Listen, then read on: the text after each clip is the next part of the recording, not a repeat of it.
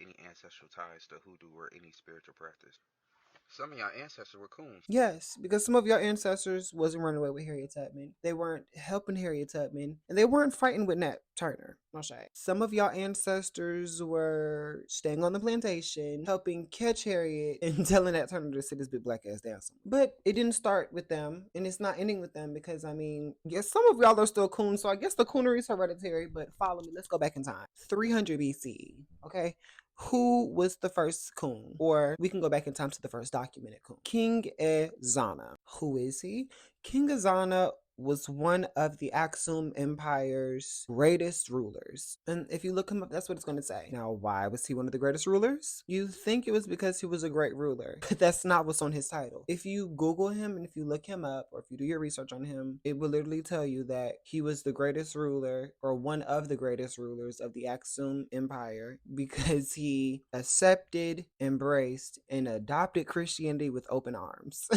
And it was because, I mean, the fellow kingdoms around him were all being conquered, crusaded, and eradicated. So, I mean, you would too for a check, right? I mean, that's what was really going on, like a soft porn version of like a crusade during the 300 BC, even though crusades didn't really happen until like the 1000 BCE mark. And know your history, people. But that's what happened, because as the fellow kingdoms around were being eradicated and being stripped of their resources and being stripped of their survival, and they're no longer being able to thrive, he had a choice: either fight back and have the same thing happen to them, or just to adopt Christianity. But is it really adoption or is it adaptation? And that's what I really want y'all to start doing, some constructive and critical thinking to really understand, like, is this who we are? I mean, seriously, if you are a king or a queen and you're a ruler of your kingdom and your empire, and all of the resources that you have available, the ports and the merchants who used to exchange goods and services with, now are either no longer available, you can't use them, they don't exist,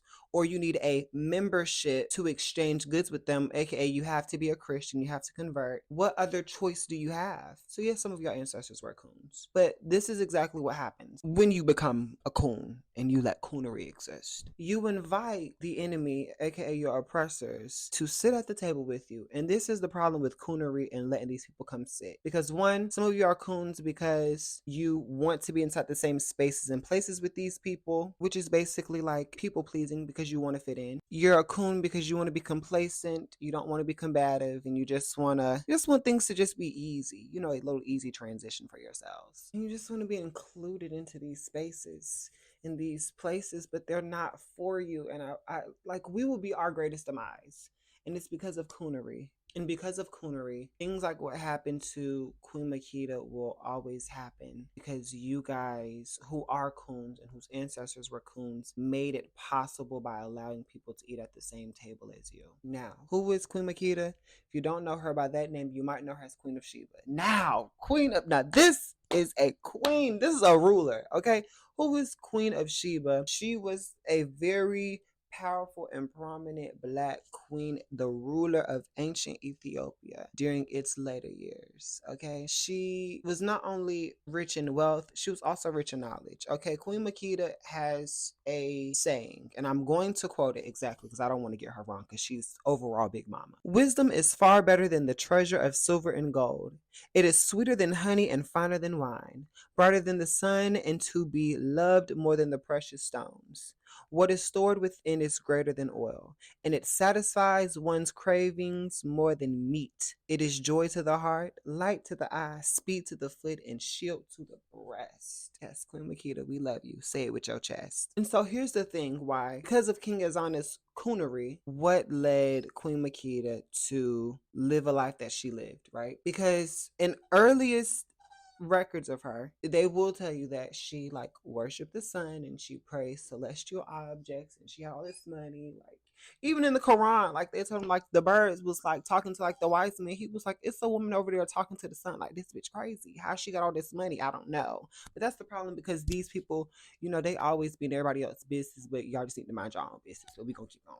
So, as a part of her reign, now she reigned from like 900 and something BC to like 1016 BCE. So now we're coming to like the Crusade era. So now you're about to follow me to where it's about to get real. As the Christian Egyptians are burning shit down, fucking shit up, and knocking the girls out they socks. She is moving from place to place, land to land, and she's taking her people with her. She's trying to salvage whatever she has left of her people. She was genuine. She loved helping people. But here's the thing, because of her having to migrate all throughout Africa and things of this nature, this is why so many people try to lay claim to her being her queen. And two things can't be right at the same time. She was all of our queens because she didn't have a choice but to, because she wasn't left with nothing because of coonery, which led her to King Solomon. And a lot of you all who know about her and know about King Solomon, y'all like to try to paint them out to be lovers and, oh no, they had interest in each other. No. Queen Makeda was trying to understand what the hell is going on. Why is everybody falling apart? It's because you're playing with the big boys now. If you get the reference, you get the reference. She went to go see King Solomon, and she went to go see him,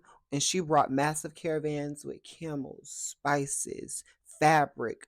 Bitch, she came with gifts galore. Okay, she came with gifts, bearing gifts. And how did they repay her? They let her stay with them for 6 months as she was learning, because she's a lover of wisdom. He's allegedly the most wisest man in the world. And why is he so wise? Because of his knowledge of God and his connection to God. And so if he's such a godly man, why at the end of her stay she left abruptly? Now, in original text, it will tell you that he tricked her into bed, or he took her into bed. Now, girl, yeah, I get like a little bit emotional if I think about Queen Makeda and her story, because like she came bearing gifts and she was left being a child.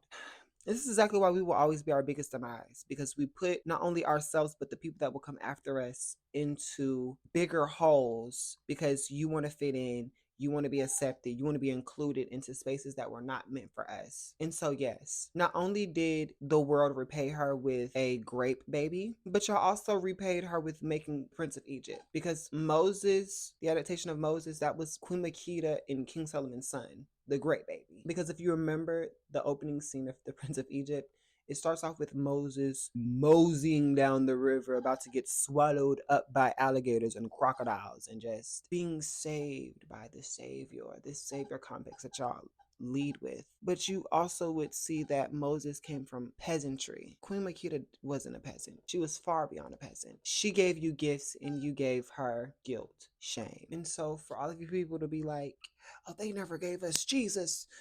We've been had Jesus. Ethiopia is the first and the oldest Bible. They were the first conquered country. I have nothing else to say, but some of your ancestors was coons, and it shows because y'all are still coons to this day. So, mwah. He'll tell you a joke, but he'll never tell you a lie.